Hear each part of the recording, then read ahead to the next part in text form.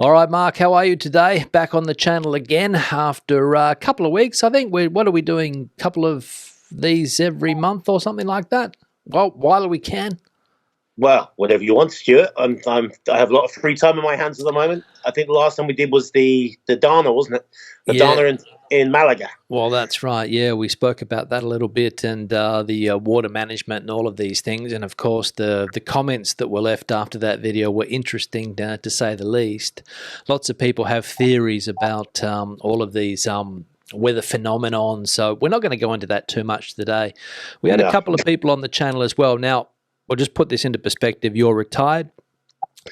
I would say semi-retired. Semi-retired. You had a business. I'm still quite young at 53, so I don't 53, intend to good. Yeah, hang my boots up yet. So the official retirement age here in Spain is, I think, what, 66 or 67? Yep.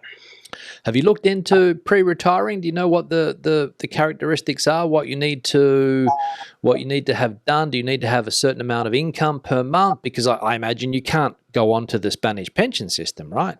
Well, I mean, I still need to look in how much Spanish pension I will get when eventually I reach that those dizzy heights of 66, 67 years old. I'm actually I'll get something because I played into the system for more than 20 years. One thing I do say, people ask me, are you going to retire? Or are you going to go back to the UK? And one of the things I couldn't retire in the UK. I could probably just about retire here. What, too expensive in the UK? Is that it? Well, yes. I mean, both my children are going to study in the UK. One will be in the UK studying university next year, and the other one in just over 2 years.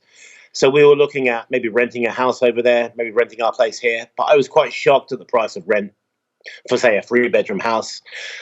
I'm from Oxford originally, so to go out to Oxford, it would be that's a very expensive area. I don't think I could go there. No. It's lots of pros and cons about where to go, where to stay. We're very lucky down here south of Spain with the weather, obviously, and the climate, which is very pleasant. Yeah.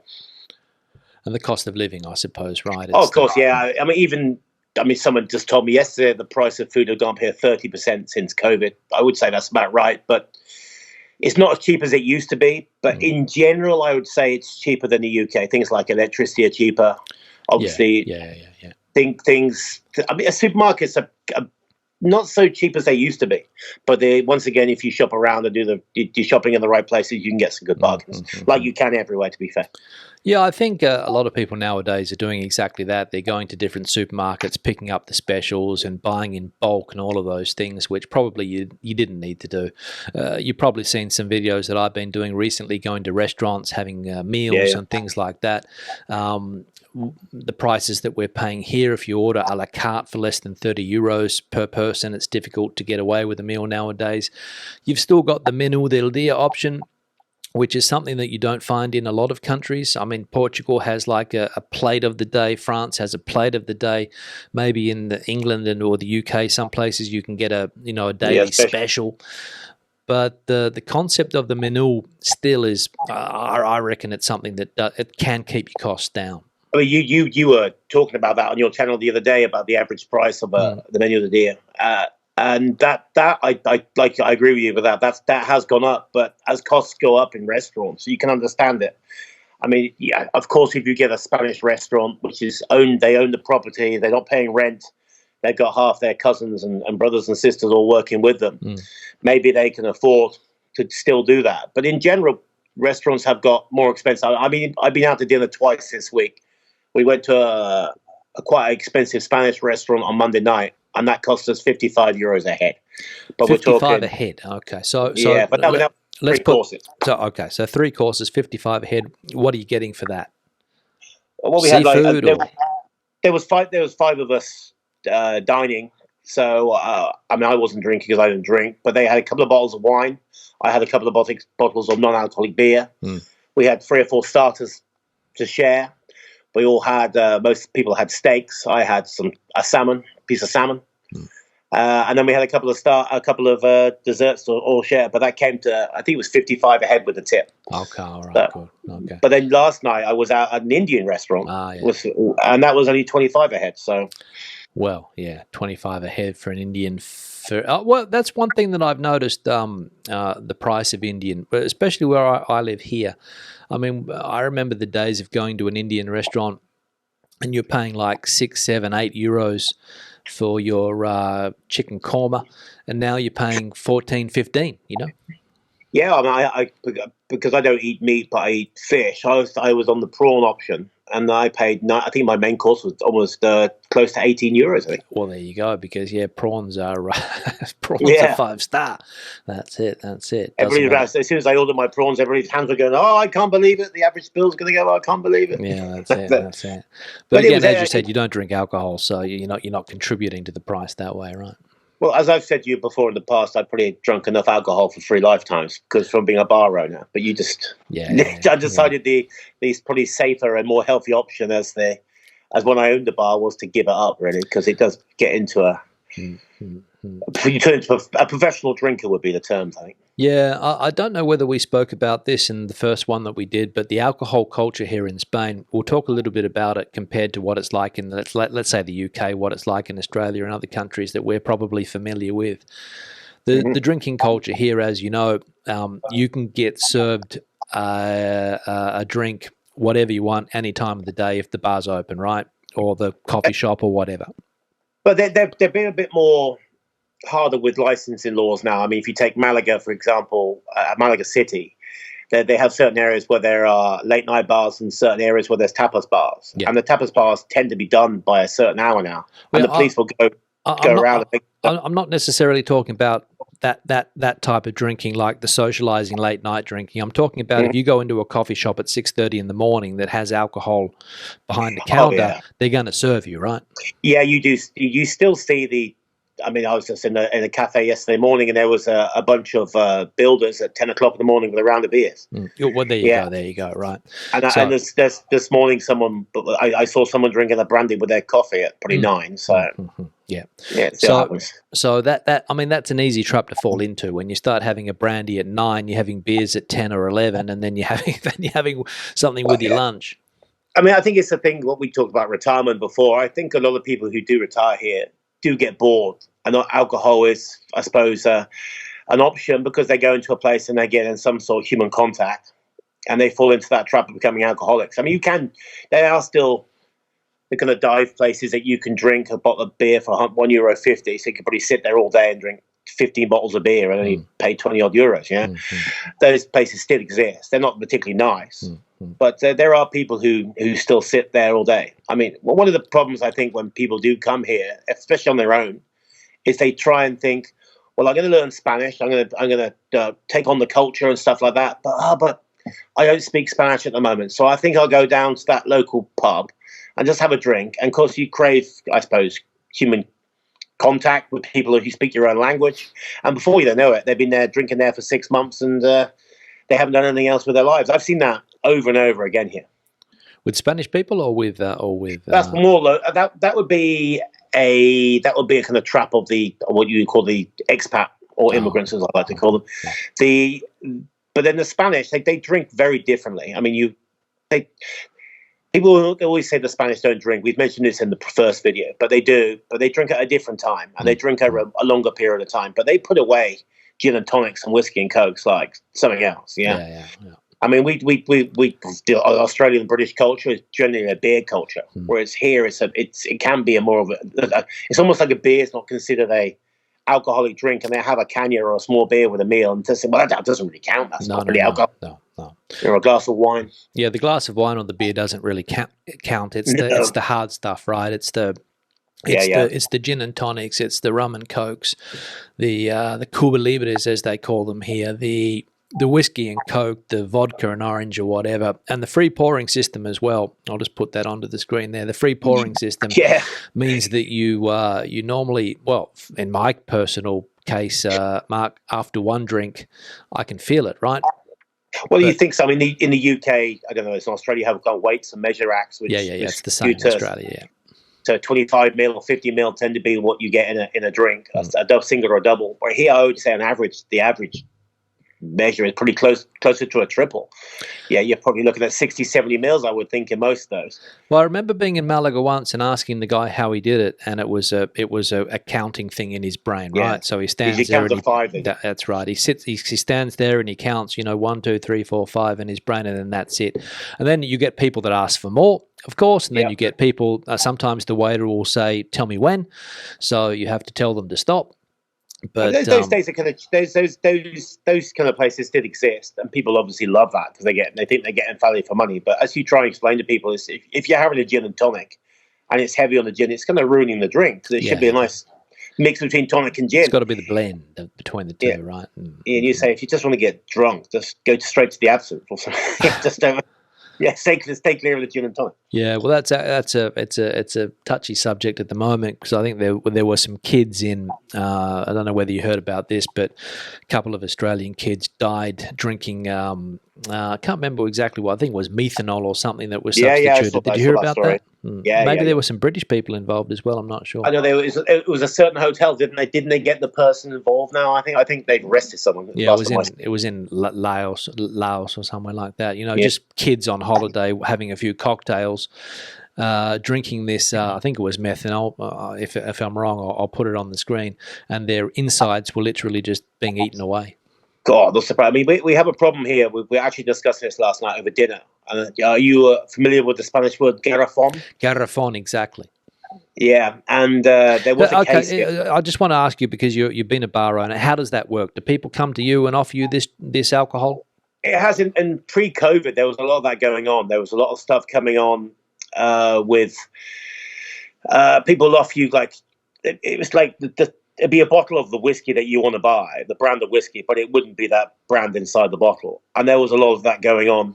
And it's kind of like a common expression here. Oh, that place does garrafon, that place does garrafon, which you don't really need to do because you're making money on the spirits anyhow, because they're quite cheap and the tax is quite low on. So you're buying a bottle of a decent rum, say a Barcelo or something like that, or a Brugal, you're buying it for about €10 without VAT or IVA. Well, so you can make money. In the supermarket, it's only 13 or 14, right?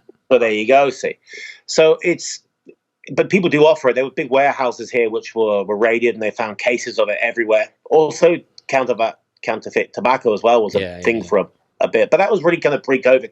We had quite a famous bar here that kind of like, at Christmas, it is offered between like 4 o'clock and 11 o'clock in the evening for all spirit mixers for like €4. But I knew people who worked there, and they said, yeah, it was all garrafon, or it wasn't what it said in the bottle.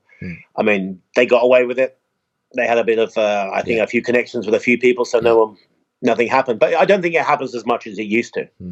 You see these hotels, all inclusive, they tend to have these house brands, but they usually nowadays are like 30% alcohol in them, or 25%, because they've almost want to get people to get so drunk. Well, it's interesting because you talk about the house brands, which a lot of the supermarkets are doing their own brands of these things now. You go to Aldi, you go to Lidl, they have their own brands of whiskey and rum and gin and whatever. And then, of course, you've got the Spanish brands, which are the lower end of the scale as well, like your Whiskey Dick. Yeah. DYC, not DICK. Well, don't forget the DYC 8 years, mate. That's the good one. Exactly. Yeah. Well, actually, I presume it's fairly good. And then you've got Larios gin, which is a Malaga gin, I think, as well. Larios gin is decent, and they do different types of that. I think they do a Larios Rosé, which is like a strawberry flavored one, which is very popular. Another one, which is Larios 12, which is like Mediterranean, which has an orange flavor to it. I mean, the whiskey DYC isn't the greatest. Right, I mean, the 8-year-old, it's okay. It's probably like slightly worse than a Bell's or a Teacher's or something like that, to put it in that kind of equivalent. But it's not the best. Yeah, it's not the best. To be fair, it's not a Chivas Regal, right? No, definitely not a Chivas Regal. even though it's 8 years sitting in the cask. I think you should be having 8 years in the cask anyhow. I think that's pretty standard practice for most whiskies. So to have 8 years on it kind of like shows you what the other one is like. Well, actually, that Whiskey Dick comes from just north of Madrid, a place called Segovia. It's like a province just north of Madrid. And the locals, they always say, they call it Ponme un Segoviano. Everybody knows what it is, right? It's a Whiskey Dick. That's it. People here they're very nationalistic, as there are a lot of places these days, and they tend to try and they support Spanish products. We have one here called Puerto de Indias, which is it's from Sevilla. A strawberry gin, and it's not even a strawberry gin. It's like a strawberry liqueur. It's so sweet you can't even taste the gin in it. I mean, so people go, "Oh, I love a gin, strawberry gin," but no, you're having a strawberry liqueur, really. I think there was once again, it might be fake news. They were talking about them having to take the word gin off the bottle because it wasn't enough gin in it. But that's from Seville, and that was popular for a bit. That was popular for it. Yeah, well, I think, as you said, people are quite patriotic when it comes to their brands, and they see these, local brands like whether it's Whiskey Dick or Latios Gin or whatever, and they don't want to go top shelf in the bar, so they order these things. And I think that Puerto de Indias, that's a medium priced, isn't it? That's not They could, I mean, they tend to have it with you have the red fruits you put in it, and you have the coloured or flavoured tonics with it as well. Yeah. So I mean, you're looking probably most bars €6.50 or €7 for one of those. And they serve it in a big ballon, those big glasses like a goldfish bowl. Yeah. I mean, it's a lot of the time it's about that holding it out in your hand and look at me with my drink type thing. That happens a lot here. Yeah, I presume it's quite tasty. I mean, I don't know what you drink. What you have a preference of gin there, Stuart? No, not really. I don't really drink much gin unless unless I feel like drinking it. I probably wouldn't order it. I went through a phase like everybody did in Spain. I remember 20 years ago, you would go to a supermarket, you'd see lots of whiskies, you'd see lots of rums, but you didn't have many gins. You had your Beefeaters, of course. You had maybe your Tanqueray or whatever. But nowadays, you go, there's at least 20 different types of gin if you go to a big supermarket. And that's, because Spaniards have really taken to the gin culture. And as you said, they like it in their big glass. They like it with a little, all these little condiments in there as well. You get the professional ones put a metal like a little metal straw in there and pour it's become a whole culture. There was a kind of gin explosion here. I mean, obviously I've left my bar 2 months ago now, but we had, I think, 16 different types of gin when I left. And everyone used back about 10 years ago, it really was popular gin. And some of them had you put in lime, one you put in lemon and an orange, then you wanted cucumber, then you had to have it with red fruits, even the licorice in it, coffee's everything going in it. But in the end, it kind of got a bit ridiculous, and that's kind of died off a bit. I mean, a thing like a Hendrix, which is a Scottish gin, I believe, that still has a piece of cucumber or pepino in it, which is because it's made with essence of cucumber, so it makes sense to have that in it. But when these people were buying a €15 gin and throwing red fruits in it, it's like, why are you doing that? It doesn't really make sense. Yeah. Now, we've had a couple of, one comment at least, somebody on the channel said they want to know more about your beginnings, your business operation, running a business in Spain. Basically, the move over here from the UK. Now, we're talking more than 20 years ago, right? I think you said 22. Yeah, as I said in the first, I arrived April 2002, which is just as the euro came in and the peseta had been faded out. So everything had gone up by quite a considerable amount, 30 or 50% in some cases. But it was quite. I almost gave up, to be fair, after 3 or 4 days here, because it was quite demoralising when I came back. Because the things that I could have afforded the year before were out of my price range. Okay. I had a limited budget, but I lucked out and found a site. But it was quite traumatic, I say, those first couple of months, trying to get everything sorted out and trying to work your way around the law, struggling with the language. Yeah. I mean, what kind of things did you want to know? Did you want to go into details? Did you want to keep it light? I mean, I came over with basic Spanish. My wife is Chilean, so she speaks Spanish, but she wasn't with me when I first came over. She came over after a month, and that made obviously life a lot easier when you had a Spanish speaker with you. Yeah. I think if anybody is to come across here and open a business, the first thing you need to do is come and check out the area. I knew the area, and I had an idea what it was and what the town was. And despite, I think on the first video, people making comments, you should know better being next to an all-inclusive hotel. But you don't think all your business is just going to come from all-inclusive hotel, because there's enough people around. Once again, it's quite a culture shock. moving from the UK to here. More so now, I think. Back when I came in 2002, there was lots of little British ghettos. Not the best type of people, to be fair. But one very positive came out of Brexit is that a lot of those people have gone home now. So maybe it's a little bit. I don't know. It's there's less Brits here now, but the type of Brit is a lot better. That sounds awful. Yeah. But there was I think on the first video someone said I wasn't your stereotypical Brit. I think, which I kind of get, because you do get people. I came here for an adventure, came here for a new experience. A lot of people come here to escape. Yeah, and they're all kind of cash in hand builders and things like that. Which there was a large black economy of that, which there still is to a certain degree, but not like it was back in the day.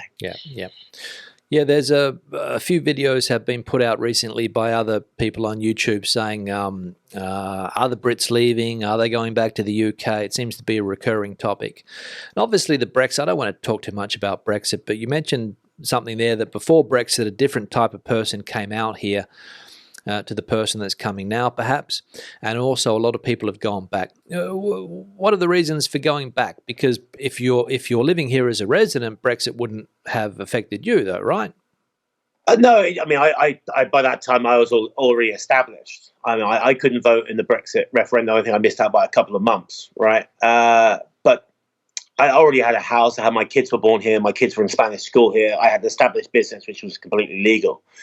But obviously, I had to change my my identification card to a TIE card because I was a UK citizen. I'm UK born, which was easy to do because I had all the what I listed before. But some people were then worried about, do I do that? And something's going to catch up on me and things like that.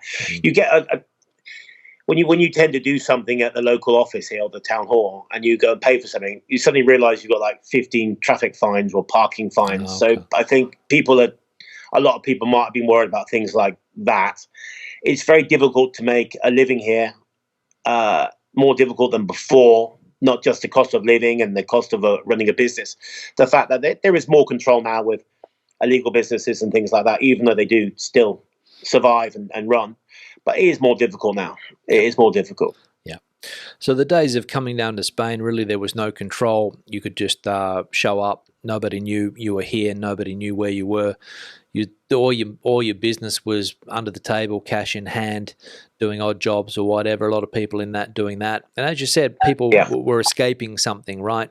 A lot of people. I mean, it was very cheap here. Even though I said it all gone up with the euro, it's very cheap to buy a business here still compared to the UK. So I guess you had people who shouldn't have been buying couldn't buy a business in the UK because they didn't have the money, then came here, but maybe they shouldn't be buying a business in the first place because they didn't know what they were doing. You know, a certain type of person can run a business and a certain people is a worker.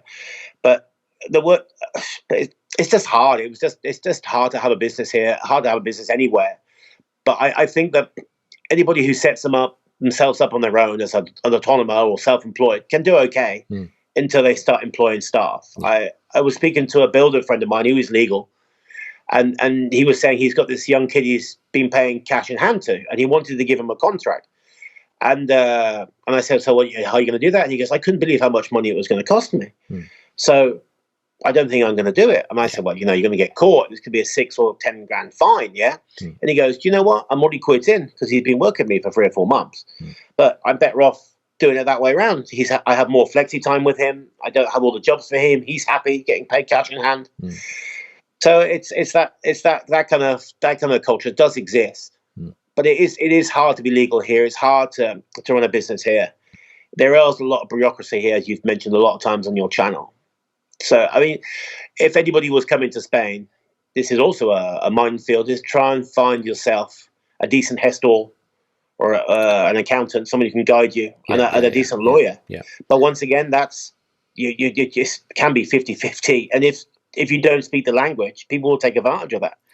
How long was it before you realized that you needed to have a person to do that bureaucracy for you, like a gestor or a lawyer? I mean, was it just you tried to do it yourself, trying to maybe save a few pennies or whatever, and then you realized that time is the most important thing, so you hand it over to somebody for a fee, which is what people end up doing. Well, I was very friendly with the agent who sold me my bar, and he had someone he worked with who's after, but in the end went to prison for fraud. But he set me up with my, my identification card, my social security number, and things like that, which didn't cost that much money to do. So that kind of thing, I'd advise someone to do, find someone to do that for them. But I wouldn't do that on your own. No, definitely not. Definitely get someone to do that. It's worth paying someone to do that. But I knew someone recently paid over 400 euros to get an appointment to do something, and you shouldn't be paying 400 euros. You should be paying 100 euros maximum.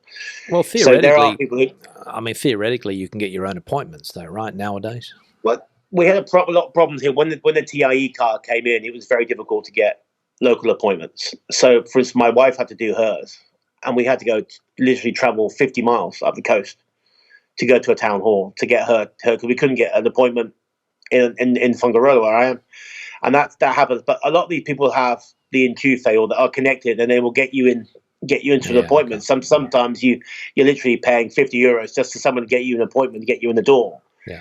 And as long as you've got your paperwork all in ship shape, you'll be okay. But there's things you won't know, like you have to pay a fee, and you have to pay that at a bank, and you have to bring that receipt with you People get caught out, and it's just making sure if you're prepared, you can do it yourself. Yeah. But it's, once again, I would advise for peace of mind and for saving time, just to get someone to do it for you. Mm-hmm. But usually you should speak to someone that you know who's gone through the process, then recommend someone, really. Mm-hmm. Things like driver licenses. Also, I paid a local hair store who specializes in that. I got my UK license sent to a Spanish one. Yeah. It cost me, I think, 120 euros. Mm. Easy to do. I didn't have to go to Traffico. Mm. I thought I'd have that done properly without having the hassle. There's a lot of businesses nowadays that have popped up post-COVID that are because they've realised that there is demand for people to move to Spain, especially people from the States, right? I think they're trying to get into on that market. And there's lots of businesses that have popped up that offer their services now in English. Before, you'd have to go to the local gestor, the local guy who didn't speak English, and you'd have to sort of work your way with him, and then you'd put all your trust in him with your business documents and all of those type of things. And, sometimes things went well, sometimes they didn't. But nowadays there's lots of professional organizations that can take care of these things remotely. And I read the other day, and I mentioned this on the channel, that the Spanish government is going to streamline the process when it comes to working in this country. They're going to try and make it a whole lot easier. A lot of people are skeptical as to whether that will happen or not, knowing the bureaucracy here. But the promise from the government is that they want people to come and work, so they're going to make it a whole lot easier. So I don't know if we've. I don't know. I'll give you an example. I mean, about a year ago, my daughter turned 16, so she was legally allowed to work. So I thought I'd give her an experience of life, and I put her in my bar on a Saturday and Sunday afternoon, and she was basically washing dishes and washing glasses, right? And to get her contracted, I thought I'm going to do it the right way because, I want to set an example. And it's, once again, I tend to did things correctly. So I tried to contract her. And then they said, then I send the forms off. Oh, you need a photocopy that's color. That won't do. And it took so long to get that sorted out. And you're like, for crying out loud, I'm trying to give a girl 8 hours work over a weekend, and you're making me jump through hoops. And how many people here working without contracts who are family members in this town? And you're making it so difficult for me. I could almost said, forget it. I'll just pay her cash. But my principles stuck with me, and I eventually got her contract. But it wasn't as easy as it should be, and they made it difficult. Yeah, well, that's the whole thing, isn't it? That it doesn't matter which politician says that they're going to streamline things. The bureaucracy is the big problem at the end of the day. And when you're talking about the social security system, then there's another one here called the I think it's called the SEPE or something, that you need you need to take care of the work contracts. They have to agree amongst themselves. So it's a very, very complicated process. I had the experience recently of I also have a business where I teach English and have some people working for me, and we had a lady who retired a few years ago, and she wanted to come back into the workforce. And I'd been reading that the government wants people to do this. They want people to supplement their pensions. They want to get keep them working, keep them active. So we put in the paperwork, and if I told you it took over a month, would you believe me? No, I'd say it would take longer than that. If I had a guess, I would take longer than that because you're almost. How long did it take? Well, it took 40 days. So I had a person waiting to work who I needed to work, and because we couldn't get this thing done, it eventually went through. But it took 40 days to get this thing done, and that poor person isn't allowed to work. Well, I mean, luckily this person, she's retired, so she doesn't need the income. But I mean, if it was in the case that person did need the income, and she's sitting there on ice for 40 days waiting for a contract to be given the okay by two governmental organisations, whose bosses, the politicians, are saying that we want retired people to be active in the workforce, it's just ludicrous.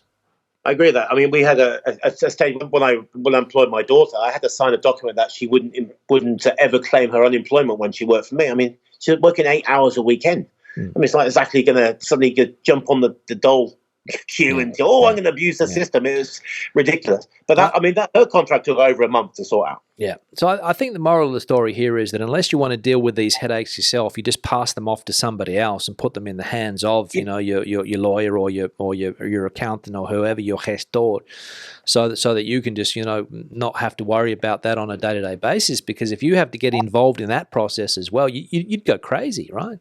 Well, I think, but it's the thing also that then depending who you're using and depending how good they are at their jobs, because my gestor accountant had a department that did the laboral stuff, all the wages and the contracts.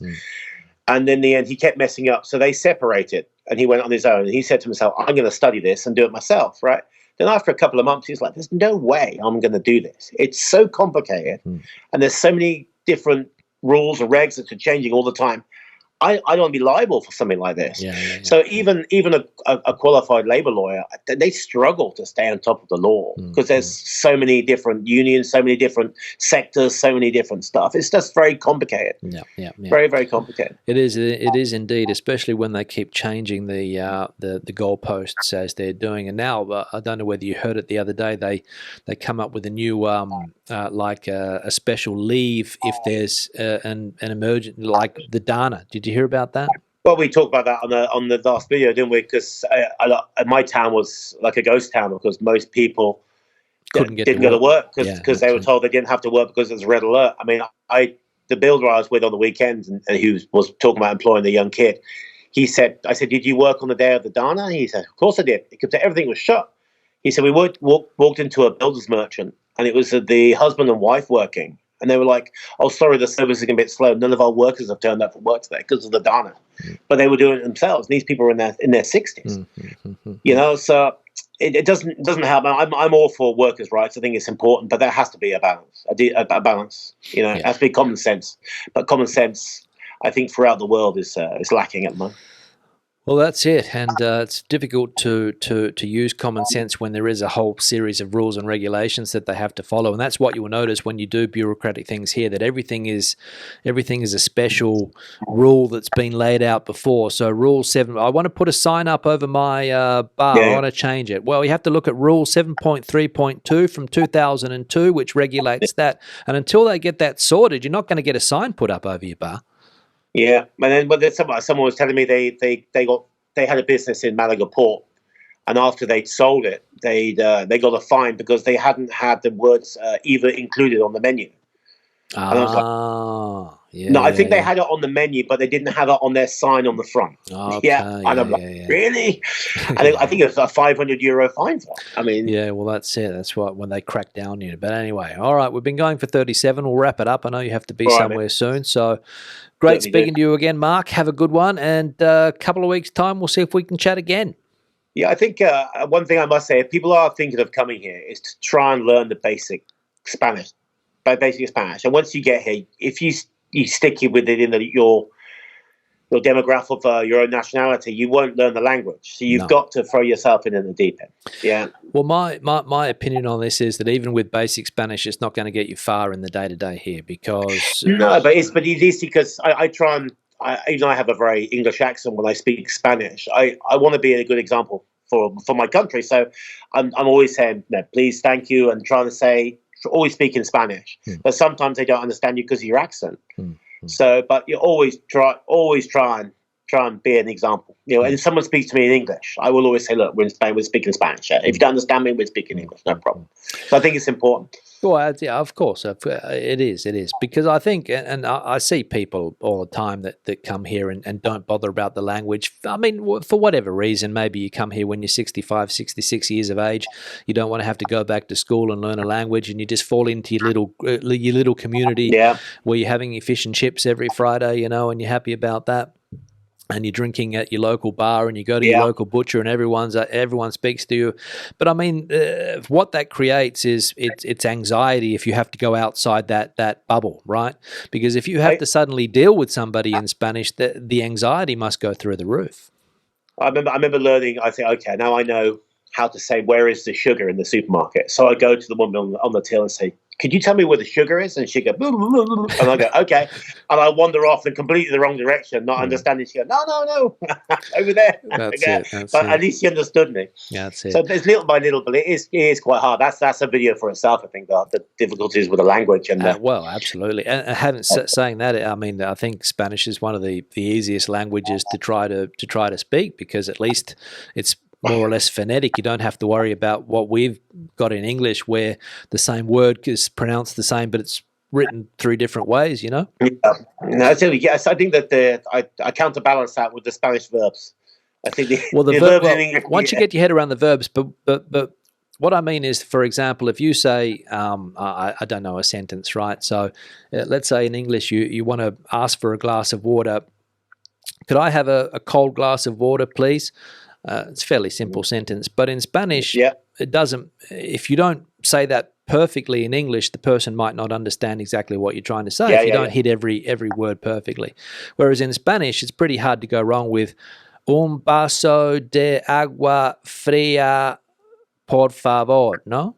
Yeah, definitely, I agree with you there. Yeah, I get that. It's that's a whole video in itself. I think the language barriers and the cultural differences through the language barriers as well. I mean, there's just the por favor and gracias, which the Spanish don't tend to say please and thank you that much, because they think, why do I need to say that? It's obvious, isn't it? I'm just And people find that, well, they're so rude. They didn't say please or thank you. It's like, no, they just don't do that. It's a cultural difference. Well, yeah, but well, that's exactly right. Nobody's expecting them to say it, right? Yeah. I mean, you would never. I mean, you would never walk into a bar in Australia and say, "Give me a pint." It just wouldn't. No, you wouldn't get anything, would you? But here, that's what people say. Yeah, they all pinta anda like that. They go here, Daddy, mate. It's easy to say they're being rude, but they're not being rude. It's just how they speak. Ponme una cañanda. That's it. I had dame una caña niño, and there's some kid who's like 16-year-old. Or 18-year-old kid asking me for a small beer, and he's called me a child. It's like, hey, child, give me a small beer. You're like, what? But it's just a way of speaking. It doesn't mean he thinks I'm a child. It's just, well, they use that word in Malaga. They use the word niño a lot. Niño, no? Yeah, hijo, or hijo. That's how. Okay, there we go. Hijo. One word I didn't get for a long time was compi. Compi? What's that? Oh, compañero. Yeah. Hey, compi, venga. That's it. So there we go. We talk about that's another video. All right. We'll keep the suspense for the next one. All right. Great speaking to Mark. Have a great one. We'll be in contact. See you later. Yeah, you have a good weekend, mate. Take it easy. Bye bye. All right. Bye.